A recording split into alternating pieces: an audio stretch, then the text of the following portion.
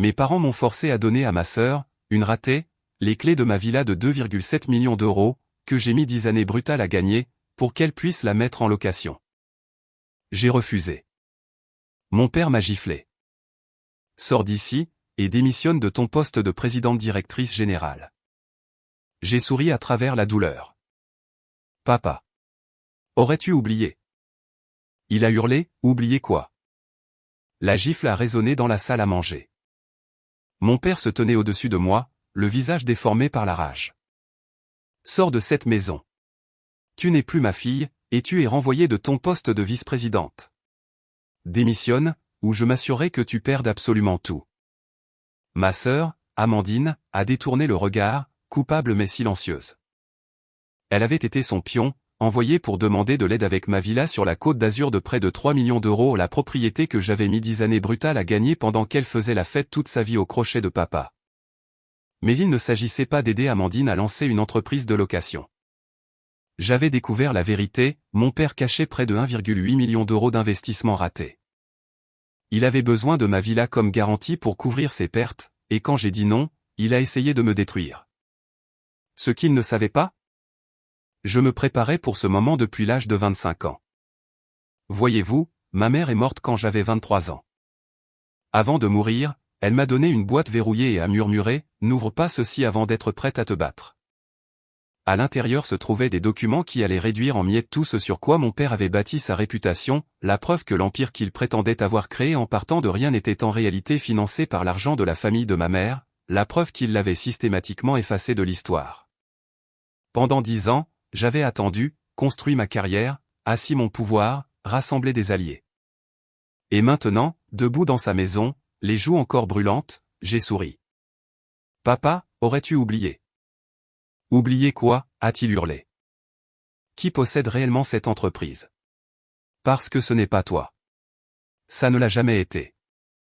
Ceci est l'histoire de la façon dont j'ai repris tout ce qu'il a volé et me suis assuré que le nom de ma mère ne serait plus jamais oublié. Je m'appelle Camille Dubois. J'ai 35 ans, je suis vice-présidente des opérations au sein du groupe Dubois, et depuis une décennie, je joue la plus longue partie d'échecs de ma vie. Aujourd'hui, l'échiquier a enfin penché en ma faveur. J'étais assise dans le bureau de maître Patricia Moreau le matin de mon anniversaire, la regardant faire glisser une épaisse enveloppe Kraft sur le bureau en acajou. La lumière de début septembre filtrait à travers les fenêtres de son cabinet d'avocat parisien, baignant tout dans cette lueur de l'heure dorée qui rendait même les documents juridiques presque sacrés. « Joyeux anniversaire, Camille », dit maître Moreau, sa voix portant le poids de 12 années de patience. La fiducie de votre mère est libérée aujourd'hui. Vous avez maintenant le plein contrôle. Mes mains n'ont pas tremblé en ouvrant l'enveloppe. Je me préparais à ce moment depuis l'âge de 25 ans. À l'intérieur se trouvaient des documents certifiés qui représentaient tout ce que ma mère avait protégé pour moi, 45% des parts du groupe Dubois, le titre de propriété directe de ma villa sur la Côte d'Azur de 2,7 millions d'euros et 720 000 euros sur des comptes d'investissement. Tout cela avait été détenu en fiducie depuis la mort de ma mère, géré par mon père en tant que fiduciaire, en attendant ce jour précis où j'aurais 35 ans et où le contrôle me serait entièrement transféré. Maître Moreau m'a regardé examiner chaque document avec l'attention minutieuse qu'elle m'avait appris à appliquer à toute chose. « Votre mère était méticuleuse », a-t-elle dit. Quand Elisabeth est venue me voir dans les mois qui ont précédé sa mort, elle savait exactement ce qu'elle faisait. Le tribunal des successions a approuvé cette structure de fiducie, et votre père l'a signée parce qu'il n'avait pas le choix. Elle s'en est assurée. J'ai levé les yeux vers elle. Il a agi en tant que fiduciaire toutes ces années, gérant mes actifs. Gérant, oui, mais pas contrôlant. Pas vraiment, a dit maître Moreau en sortant un autre dossier. J'ai été cofiduciaire pendant tout ce temps, exactement comme votre mère l'avait spécifié. Chaque décision majeure concernant ses actifs nécessitait mon approbation, pas seulement la sienne. Il ne pouvait rien vendre, rien grever, rien transférer. Il avait l'autorité de non, mais je détenais le pouvoir réel d'approbation. C'était la même forteresse juridique que ma mère avait construite autour de moi quand j'étais trop jeune pour me défendre. Et maintenant, à 35 ans, j'étais enfin assez âgé pour défendre les remparts moi-même. Mais ce n'était pas une surprise. Je savais que ce jour arriverait depuis une décennie. J'avais 23 ans quand ma mère est morte d'un cancer, 23 ans et noyée dans le chagrin, gardant à peine la tête hors de l'eau alors que je terminais ma licence. Dans ces dernières semaines, alors qu'elle était si faible qu'elle pouvait à peine lever la main, elle avait pressé une petite boîte verrouillée dans ma paume. « N'ouvre pas ça tout de suite », avait-elle murmuré, sa voix fine comme du papier. « Attends d'être assez grande pour te battre. Quand tu seras prête, va voir Patricia Moreau au cabinet Moreau et Partenaires. Elle saura quoi faire. » J'ai gardé cette boîte scellée pendant 2 ans, cachée au fond de mon placard comme une grenade que je n'étais pas prête à lancer. J'ai obtenu mon diplôme. J'ai commencé à travailler dans l'entreprise familiale à un poste de débutante dans les opérations. J'ai regardé mon père accepter des prix d'entrepreneuriat et donner des discours sur le fait de s'être fait tout seul, et quelque chose dans sa version révisée de l'histoire me donnait la chair de poule. Quand j'ai eu 25 ans, je l'ai finalement ouverte. À l'intérieur se trouvait une lettre manuscrite de l'écriture soignée de ma mère, détaillant comment elle avait financé l'entreprise avec 1,8 million d'euros provenant de sa fiducie familiale. Il y avait des copies de reçus de virements bancaires, des relevés de compte et une clé USB étiquetée, pour Maître Moreau, des preuves légales.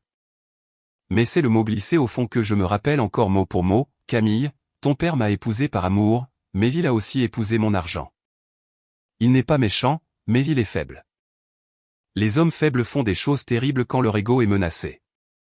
Au moment où tu liras ceci, il aura réécrit notre histoire. Ne le laisse pas réécrire la tienne. » Le lendemain, j'ai appelé Maître Patricia Moreau.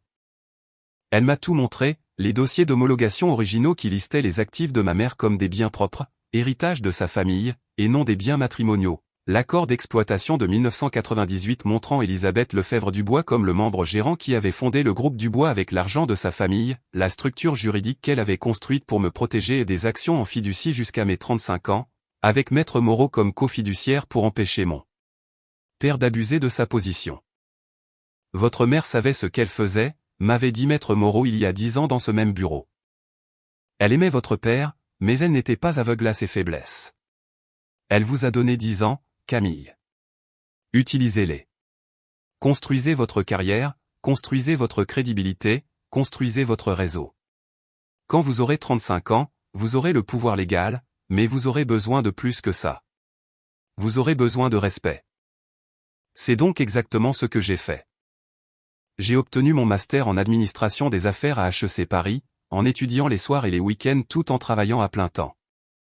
Je suis passé de débutante à responsable, à directrice, puis à vice-présidente des opérations, prouvant ma compétence à chaque niveau. J'ai cultivé des relations avec nos clients clés Foncière Horizon, Littoral Invest, Groupe Sommet Immobilier jusqu'à ce qu'ils me fassent plus confiance qu'à mon père. Au cours des 3 dernières années seulement, j'avais personnellement ramené des clients qui représentaient maintenant 65% de nos revenus. Si je partais demain, ils me suivraient probablement. J'ai documenté chaque décision discutable de mon père, chaque fois qu'il a privilégié l'ego à la stratégie, chaque exemple de risque financier qu'il a pris sans l'approbation appropriée du conseil d'administration. Je me suis construit une vie en dehors de son ombre, des postes au conseil d'administration d'organisations à but non lucratif, mon propre portefeuille d'investissement, mon propre réseau professionnel. Je suis devenu la fille compétente, la fiable, même si je n'étais pas la préférée. Et pendant tout ce temps, j'ai attendu. Le groupe Dubois a atteint 25 millions d'euros de revenus annuels avec 150 employés. Mon père est resté président-directeur général, de plus en plus déconnecté des opérations quotidiennes mais convaincu de sa propre indispensabilité. Ma sœur, Amandine, a erré pendant sa vingtaine, 2 tentatives d'université ratées, un bref passage en tant que coordinatrice des médias sociaux, maintenant au chômage et vivant avec papa. Elle croyait à sa version de l'histoire, qu'il avait tout construit en partant de rien, que j'étais en quelque sorte ingrate, que la famille devait s'entraider sans poser de questions. Elle n'avait aucune idée que l'entreprise avait été construite avec l'argent de notre mère.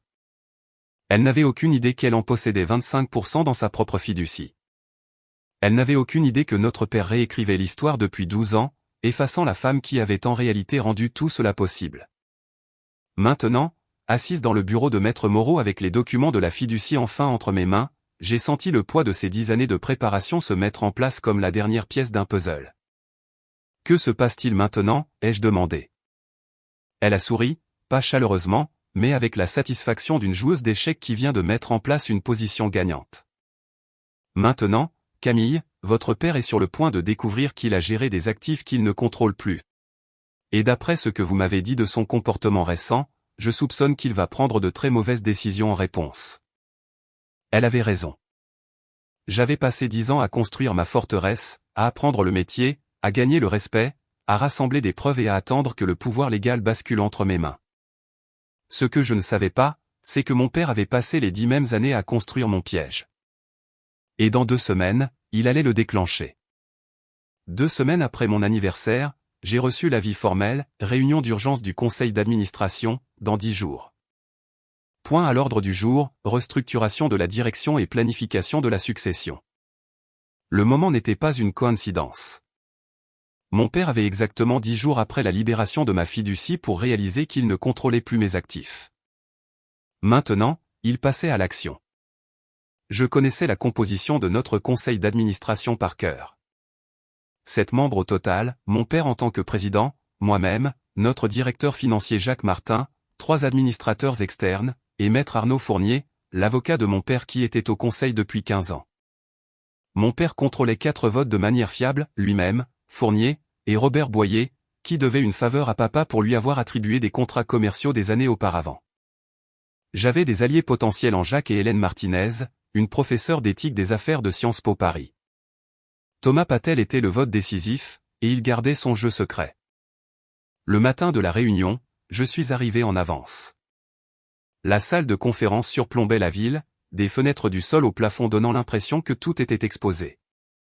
Mon père est entré précisément à 9 heures, Amandine le suivant dans une robe bleu marine qui semblait empruntée à la garde-robe professionnelle de quelqu'un d'autre.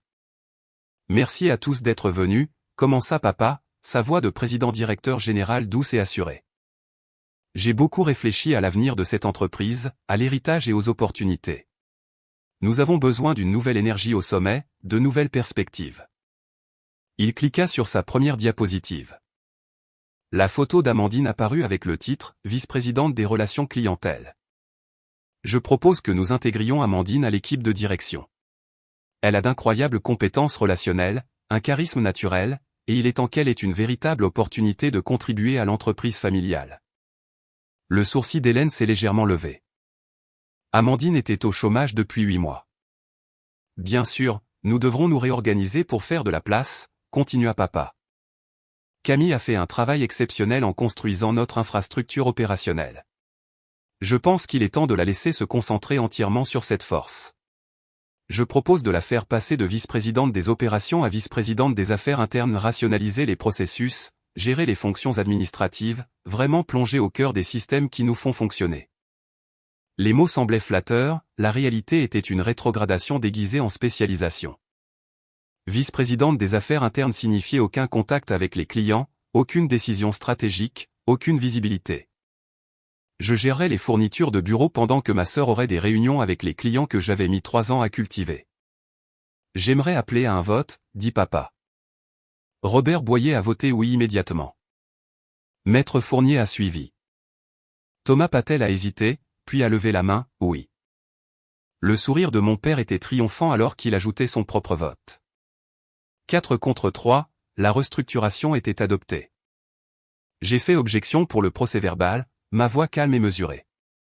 Je crois que cette décision privilégie l'image à la réalité opérationnelle, mais je respecte l'autorité du Conseil. Je ne me suis pas battu. Je n'ai pas argumenté. J'ai simplement noté mon opposition pour le compte-rendu. Mon père avait l'air presque confus par ma retenue. Il s'attendait à une bataille. Au lieu de ça, je lui donnais juste assez de cordes pour se pendre. Le piège de la villa est venu 3 jours plus tard. Amandine s'est présentée à mon appartement parisien un mardi soir, une énergie nerveuse émanant d'elle comme de la chaleur. « Je peux entrer ?» a-t-elle demandé. « J'ai besoin de te parler de quelque chose. » Je l'ai laissée entrer, nous ai versé à toutes les deux du vin, et j'ai attendu. « Je sais que nous n'avons pas été proches », commença-t-elle, les mots clairement répétés. « Mais j'essaie de construire quelque chose de réel pour moi. Papa a suggéré que je lance une entreprise de location de vacances, et j'ai pensé à ta villa. Elle est vide la plupart du temps, non? Peut-être que je pourrais l'utiliser. Je paierai un loyer, et éventuellement, une fois que les choses décolleront. As-tu un plan d'affaires, ai-je demandé. Son visage s'est décomposé. Papa a dit qu'il m'aiderait à en développer un. Il connaît mieux le secteur que moi. Le voilà, le montage. Amandine en façade, papa tirant les ficelles. J'ai passé les 2 jours suivants à creuser. Maître Moreau a passé quelques appels à son réseau. Mon père avait approché un prêteur privé pour un prêt de 1,8 million d'euros, listant les actifs immobiliers familiaux comme garantie potentielle. Il ne pouvait légalement pas toucher à ma villa, mais il construisait un scénario, Amandine loue la propriété, l'entreprise contracte une dette qui est en fait la dette de papa déguisée, l'entreprise fait faillite, et soudain il y a une pression pour vendre ma villa pour couvrir les obligations des Amandine, que papa offrirait magnanimement d'aider à payer. C'était un jeu de bonneteau, convertissant mon actif en sa voie de sortie. J'ai appelé Amandine et lui ai dit non, gentiment mais fermement. Je ne suis pas à l'aise de mélanger famille et affaires de cette façon. Si tu veux créer une entreprise, je t'aiderai à rédiger un véritable plan d'affaires et je te mettrai en contact avec des prêteurs légitimes, mais je ne mettrai pas ma propriété en danger. Elle était blessée, confuse. Elle pensait sincèrement que c'était sa chance d'avoir quelque chose de significatif. 2 jours plus tard, elle a laissé échapper ce que papa avait dit quand elle a rapporté mon refus, je t'avais dit qu'elle n'aiderait pas la famille. Elle est égoïste, elle l'a toujours été. Elle tient du côté de sa mère froide et calculatrice. Ce commentaire, destiné à la monter contre moi, a eu un tout autre effet. Amandine avait commencé à se demander pourquoi notre père parlait si négativement de la mère dont elle se souvenait à peine. Le point de rupture est survenu ce vendredi-là. Papa a exigé un dîner de famille chez lui, juste nous 3. Pas de témoins. J'y suis allé parce que je voulais voir jusqu'où il irait. Nous avons à peine terminé les entrées avant qu'il ne commence. Tout ce que tu l'as grâce à cette famille. Grâce à moi. Cette maison, ton travail, ton éducation et j'ai tout payé. J'ai posé ma fourchette. Tu n'as rien payé, papa. C'est maman qui l'a fait. Son visage est devenu rouge. Ta mère a soutenu ma vision. J'ai construit cette entreprise. Vraiment? Parce que les dossiers d'homologation racontent une histoire différente. L'air est devenu glacial. Il a réalisé à ce moment-là que je savais, que j'avais toujours su. Si tu essaies d'embarrasser cette famille avec les versions de l'histoire de ta mère, tu le regretteras, dit-il, sa voix prenant une tonalité dangereuse. Je m'assurerai que tu n'aies aucune place dans cette entreprise ou cette famille. Je me suis levé pour partir. Ce dîner est terminé. Assieds-toi. Je n'ai pas fini. Si, tu as fini. Alors que je me dirigeais vers la porte, il m'a attrapé le bras, pas assez fort pour laisser une ecchymose mais assez agressivement pour faire passer son message. Je me suis dégagé brusquement. Ne me touche pas. Amandine était assise, figée à table, le visage pâle. Elle ne l'avait jamais vue comme ça, désespérée, avide, en train de s'effondrer. J'ai conduit chez moi en silence. 1 heure plus tard, mon téléphone a vibré. Amandine, on peut parler? Seul? J'ai répondu, pas encore. Mais bientôt. Mon père avait essayé de me prendre mon pouvoir par des manœuvres d'entreprise, ma propriété par la manipulation, et ma place dans la famille par l'intimidation. Il avait échoué sur les 3 tableaux. Mais il ne savait pas le pire. J'avais compté sur le fait qu'il essaierait. Chaque mouvement agressif qu'il faisait était une preuve supplémentaire dont j'aurais besoin plus tard. Chaque limite qu'il franchissait était un autre témoin de son désespoir. Il pensait qu'il était en train de gagner. Il ne réalisait pas qu'il construisait mon dossier. 3 semaines après ce dîner désastreux, j'ai déposé l'avis par l'intermédiaire de Maître Moreau. En tant qu'actionnaire à 45%, les statuts de la société me donnaient le droit de convoquer une réunion spéciale pour aborder des questions de gouvernance d'entreprise. Mon ordre du jour déclaré était délibérément vague, examen de l'histoire de la fondation de l'entreprise et discussion sur les initiatives de transparence de l'entreprise. Assez spécifique pour que le conseil sache que quelque chose se préparait, assez vague pour que mon père ne puisse pas le bloquer pour des raisons de procédure. Il contrôlait 55% des votes, c'est 30% plus les 25% d'Amandine qu'il gérait en tant que fiduciaire jusqu'à ses 30 ans. Je ne pouvais pas le battre au vote, mais ce n'était pas mon jeu. Je n'étais pas là pour gagner une guerre de vote. J'étais là pour exposer la vérité. La réunion a été programmée avec un préavis en bonne et due forme de 15 jours. Tous les actionnaires et membres du conseil d'administration étaient tenus d'y assister. J'ai utilisé ces 15 jours de manière stratégique. D'abord, j'ai rencontré en privé Jacques Martin, notre directeur financier. J'avais travaillé en étroite collaboration avec lui pendant 5 ans, et il était l'une des rares personnes dans l'entreprise à valoriser la compétence plutôt que la politique. Dans la salle de conférence de Maître Moreau, j'ai étalé les documents certifiés, les dossiers d'homologation, les statuts constitutifs originaux, les relevés bancaires de 1998 montrant le virement de 1,8 million d'euros de ma mère qui a amorcé l'entreprise. Jacques a étudié chaque page, son expression passant de la curiosité à l'incrédulité. Elisabeth était inscrite comme membre gérant avec 60% des parts. Richard était directeur des opérations avec 40%. Mon père a dit à tout le monde qu'il a créé cette entreprise avec un prêt aux petites entreprises, ai-je dit. Il le dit depuis 12 ans. C'est dans notre documentation d'entreprise. C'est dans sa biographie sur le site web. C'est ce qu'il vous a dit quand il vous a embauché. Mon Dieu, souffla Jacques. Ce n'est pas seulement faux. C'est une fausse déclaration substantielle. Ensuite, j'ai rencontré Hélène Martinez, la professeure d'éthique des affaires de Sciences Po Paris qui a rejoint notre conseil il y a 3 ans. Elle avait été nommée spécifiquement pour apporter une surveillance indépendante, et elle prenait ce rôle au sérieux. Quand je lui ai montré les mêmes documents, sa précision académique s'est immédiatement manifestée. Ce n'est pas une inexactitude historique, dit-elle, la voix tendue. C'est un effacement systématique. Il a accepté des prix d'entrepreneuriat. Il s'est présenté comme un entrepreneur autodidacte à des partenaires commerciaux et des investisseurs. Si c'est ce que montrent les documents de fondation réelle, alors il a opéré sous de faux prétextes. M'écouterez-vous lors de la réunion, ai-je demandé. Elle m'a regardé par-dessus ses lunettes de lecture. Camille, si ce que vous présentez est exact et vérifiable, je suis obligé de vous écouter. Cela touche à l'intégrité de notre direction. Cela me donnait 3 votes, y compris le mien. Pas assez pour contrôler le conseil, mais assez pour forcer une vraie conversation. Le matin de la réunion, je suis arrivé 1 heure en avance. Maître Moreau est venu avec moi, portant 3 classeurs à soufflet de documents certifiés. Amandine s'est glissée discrètement, s'asseyant dans la section des observateurs. Elle ne pouvait pas voter, mais en tant que bénéficiaire de sa fiducie, elle avait le droit d'assister. Mon père a ouvert la réunion avec une fausse magnanimité. J'apprécie que Camille ait convoqué cette réunion pour discuter de la transparence de l'entreprise. Je suis d'accord que nous devrions toujours opérer avec intégrité. Il pensait que ce serait une routine, peut-être même que je tendais un rameau d'olivier. Je me suis levé et j'ai distribué les dossiers de documents. Cette entreprise a été fondée en 1998. J'aimerais que nous examinions les documents de fondation réels. La pièce est devenue silencieuse alors que les membres du conseil ouvraient leurs dossiers.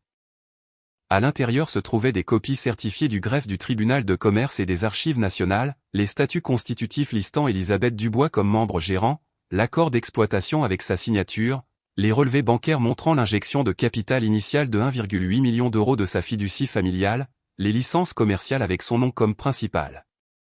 Le visage de mon père est passé de confiant à pâle en 30 secondes. Ces documents montrent que ma mère a fondé cette entreprise avec l'argent de sa famille, ai-je dit, la voix ferme. Mon père était un des premiers employés qui est devenu un partenaire. Quand elle est morte, ses parts de propriété sont passées par la succession, légalement et correctement, à une fiducie pour moi. Cette fiducie a été libérée il y a 2 mois quand j'ai eu 35 ans. Richard a essayé d'interrompre.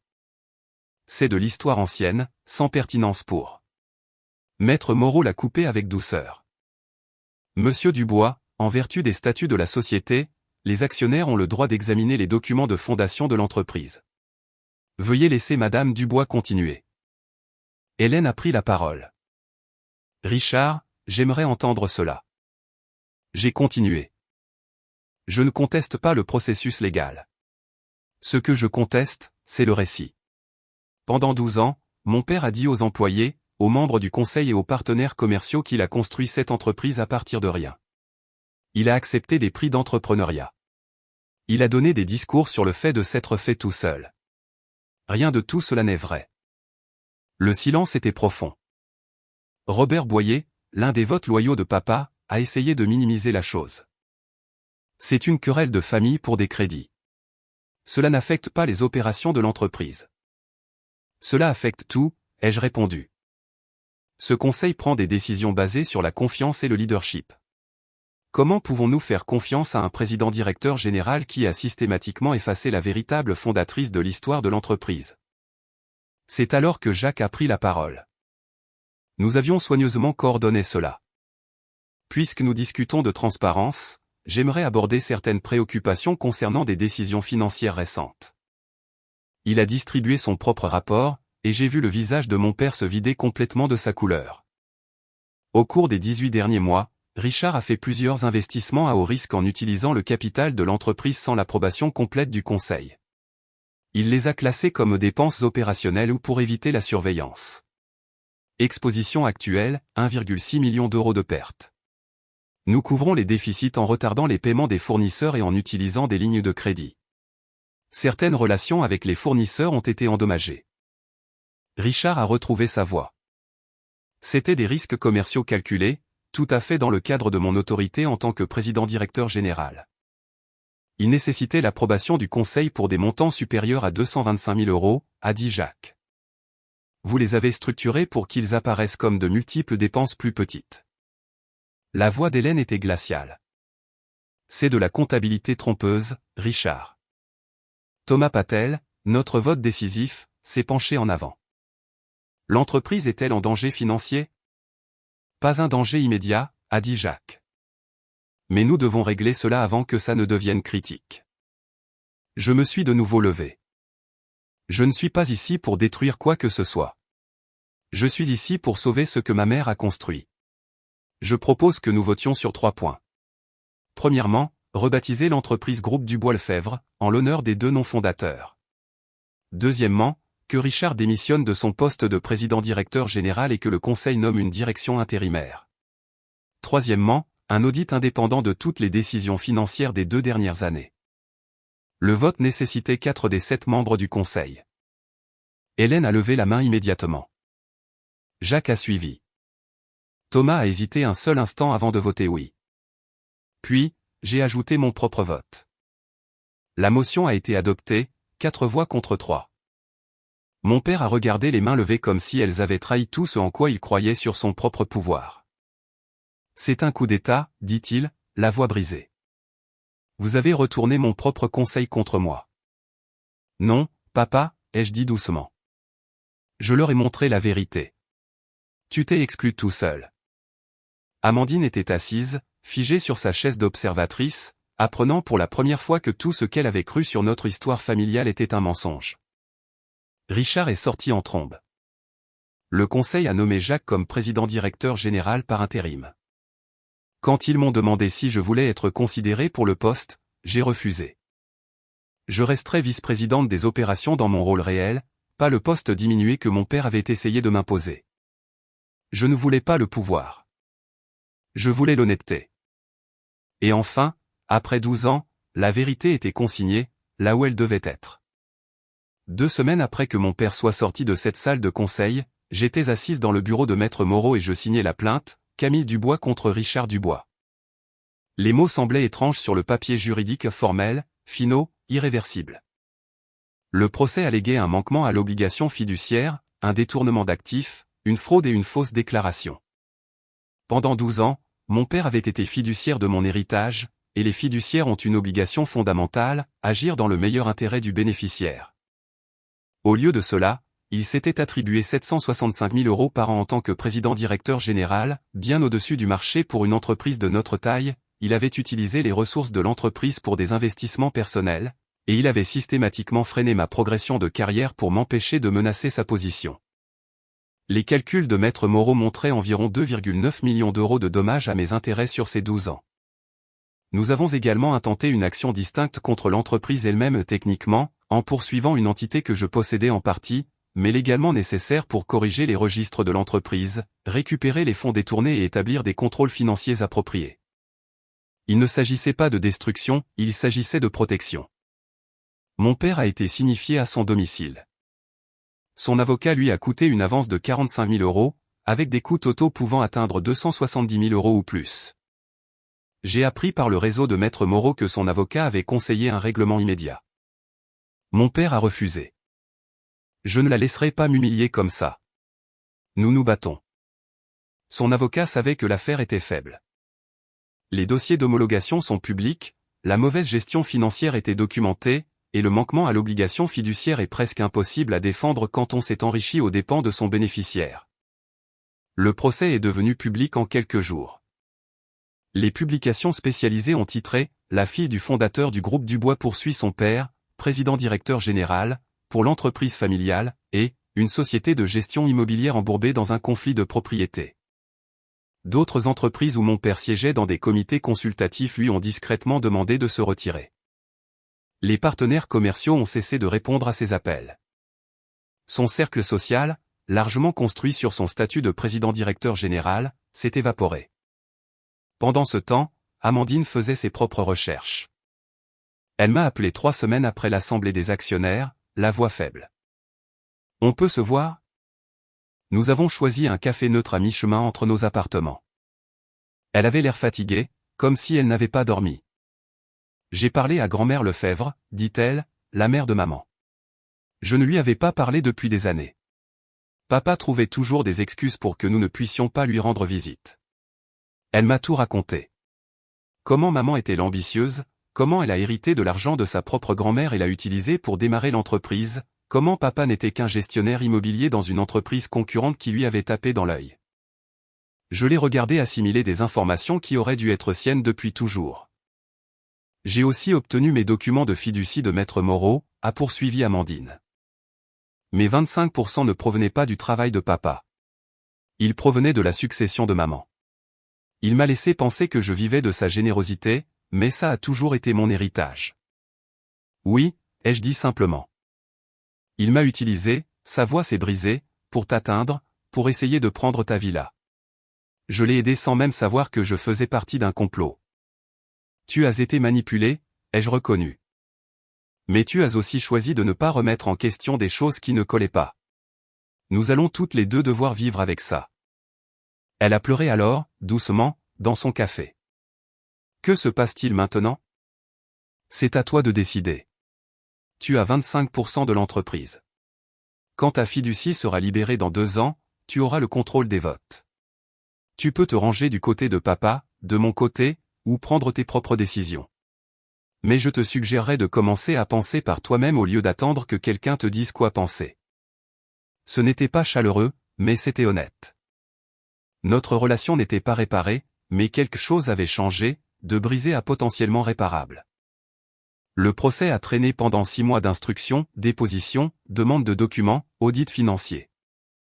Les frais juridiques de mon père ont dépassé 180 000 €. Il avait déjà vendu sa maison pour payer les coûts croissants et avait emménagé dans un appartement loué. Son avocat l'a finalement convaincu de négocier. Son dossier est solide. Les registres d'homologation prouvent qu'Elisabeth a fondé l'entreprise, les documents de la fiducie prouvent que vous aviez une obligation fiduciaire, et les registres financiers montrent une rémunération excessive. Un jury sympathisera avec elle, pas avec vous. Le règlement a pris 8 semaines à finaliser. Mon père me transférerait immédiatement son 1,1 million d'euros de compte de retraite. Il vendrait ses 30% restants de parts de l'entreprise à la société pour 7,5 millions d'euros. Amandine et moi les achèterions proportionnellement via nos parts, me donnant 57% et Amandine 43%. Sur ces 7,5 millions, 1,2 million me sont revenus pour compléter le règlement de 2,3 millions. Après ses frais d'avocat de 290 000 €, il empocherait 6,1 millions. Il démissionnerait également de tous ses postes, accepterait de ne pas interférer avec les opérations de l'entreprise et signerait un accord de non-divulgation interdisant les déclarations publiques. L'accusation de voie de fait pour m'avoir attrapé le bras a abouti à un accord de plaidoyer, non-contestation, 6 mois de probation, des cours de gestion de la colère et une amende de 4 500 €. Il a signé parce que l'alternative était pire, un procès signifiait perdre plus d'argent, encourir plus de frais juridiques et risquer des dommages-intérêts punitifs. Il n'allait pas en prison, mais il a perdu son entreprise, sa réputation et son contrôle. La justice n'a pas été une victoire spectaculaire au tribunal. Ce fut une signature sur un accord à l'amiable et le son d'une porte se refermant sur sa version de l'histoire. 18 mois après le règlement, je me tenais dans le hall fraîchement rénové du groupe Dubois-Lefebvre et j'étudiais les photos d'archives sur le mur. Ma mère, 26 ans dans un tailleur bleu marine, serrant la main de notre premier client important. Une autre d'elle examinant des plans sur un site immobilier, sa queue de cheval pratique et son expression déterminée. La plaque de laiton en dessous disait, fondée en 1998 par Elisabeth Lefebvre-Dubois, leader visionnaire, mère dévouée, fondation irremplaçable de tout ce que nous avons construit. Le changement de nom avait pris 14 mois à compléter, dépôts légaux, enregistrement de la marque, nouvelle signalisation, site web mis à jour. Nous avions engagé Marc Chevalier comme président-directeur général après une recherche de cadres approfondie. Il avait 48 ans, de l'expérience en gestion immobilière commerciale, et aucun lien familial pour compliquer son jugement.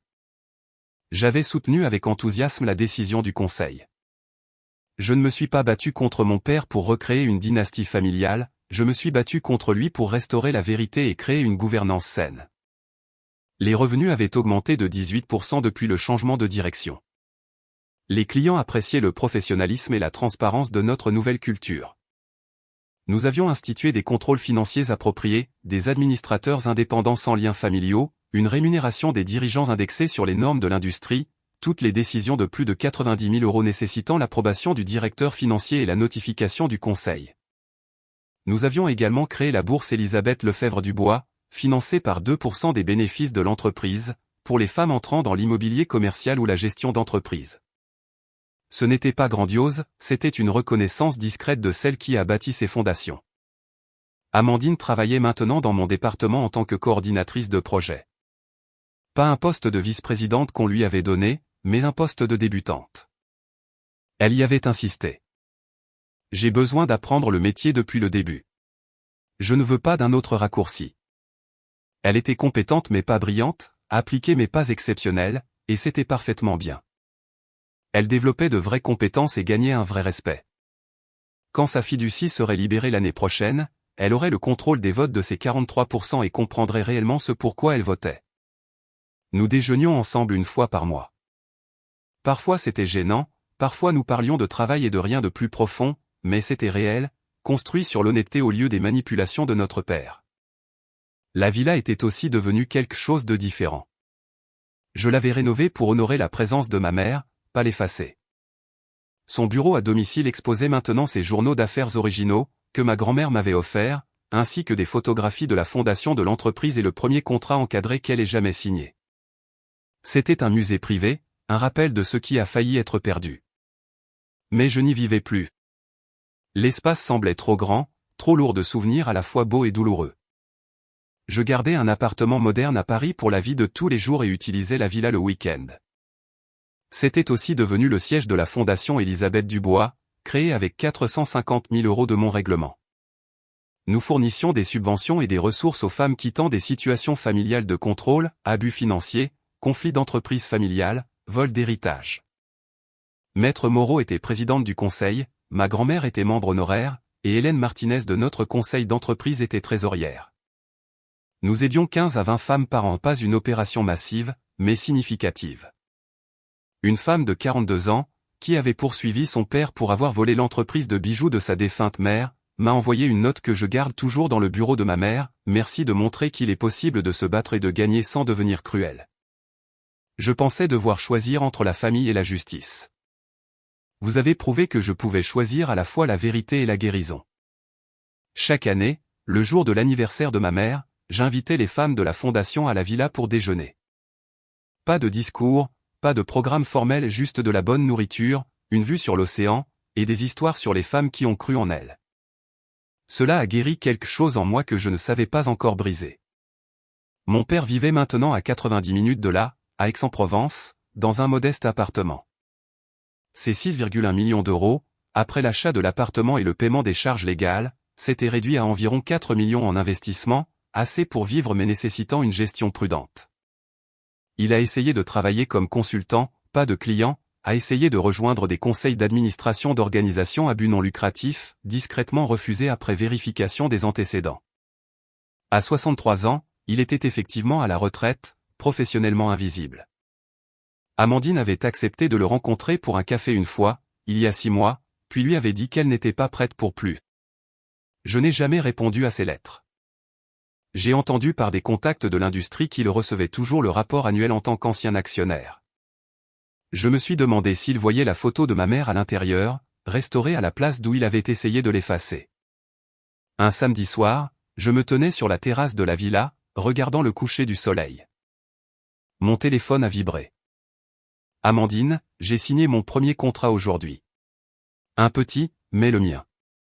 Merci de m'avoir laissé le mériter. J'ai souri et répondu par texto, fier de toi. Notre relation n'était pas complètement guérie, mais elle grandissait, lentement et sincèrement. J'ai pris la photo de ma mère sur la table de la terrasse. Je la portais parfois maintenant. J'ai levé mon verre de vin vers la mer. Tu as construit quelque chose de magnifique, maman. Je me suis juste assuré que les gens s'en souviennent. Je ne me sentais pas triomphante. Je me sentais fatigué, soulagé, et enfin, en paix. Le combat était terminé. La vérité était établie. Les limites étaient fixées. J'étais libre, non pas de mon passé, mais du besoin de continuer à le combattre. Il a essayé de m'effacer de l'histoire. Au lieu de cela, je m'étais assuré que l'histoire de ma mère soit enfin racontée. Ce n'était pas de la vengeance. C'était un héritage. En repensant à ce parcours, j'ai réalisé que la leçon la plus importante n'était pas de gagner ou de perdre. C'était quelque chose de bien plus profond, la différence entre le pouvoir et le contrôle. Mon père a passé 12 ans à essayer de contrôler un récit. Il a effacé ma mère de l'histoire parce qu'il ne pouvait pas accepter que son succès soit construit sur ses fondations. Il a manipulé Amandine parce qu'il avait besoin de quelqu'un qui dépende de lui. Il a essayé de freiner ma carrière parce que ma confiance menaçait son ego. Le contrôle était sa monnaie d'échange, et il l'a dépensé sans compter jusqu'à ce qu'il ne lui reste plus rien. Mais le pouvoir, le vrai pouvoir, ne vient pas du contrôle des autres. Il vient de la connaissance de sa propre valeur et du refus de laisser quiconque la diminuer. Ma mère comprenait cela. Elle ne s'est pas battue contre mon père de son vivant, non pas parce qu'elle était faible, mais parce qu'elle était stratégique. Elle a mis en place des protections légales, elle m'a laissé des preuves, elle m'a donné le temps de devenir assez forte pour défendre ce qui était à moi. Elle savait que la vérité, correctement documentée et patiemment protégée, survivrait à n'importe quel mensonge. C'est la leçon que je veux que vous reteniez de cette histoire. Si vous êtes dans une situation où quelqu'un essaie d'effacer vos contributions, de minimiser votre valeur ou de réécrire l'histoire pour se mettre en valeur, documentez tout. Enregistrez les courriels, conservez les dossiers, comprenez vos droits légaux. Ne vous battez pas quand vous n'êtes pas prête, préparez-vous jusqu'à ce que vous le soyez. Et le moment venu, laissez la vérité parler d'elle-même. J'ai aussi appris que la justice ne ressemble pas toujours à la vengeance. Mon père a perdu son entreprise, sa réputation et ses relations, mais je ne l'ai pas détruit. Il l'a fait lui-même par des années de malhonnêteté et d'enrichissement personnel. J'ai simplement cessé de le protéger des conséquences de ses propres choix. Parfois, la chose la plus puissante que vous puissiez faire est de vous écarter et de laisser les gens faire face à la réalité qu'ils ont créée. Et enfin, j'ai appris que guérir ne signifie pas oublier.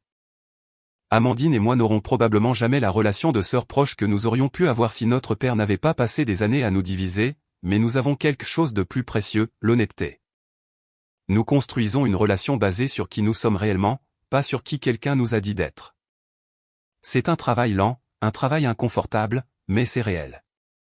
Ma mère a construit quelque chose de magnifique, et je me suis assuré que le monde s'en souvienne.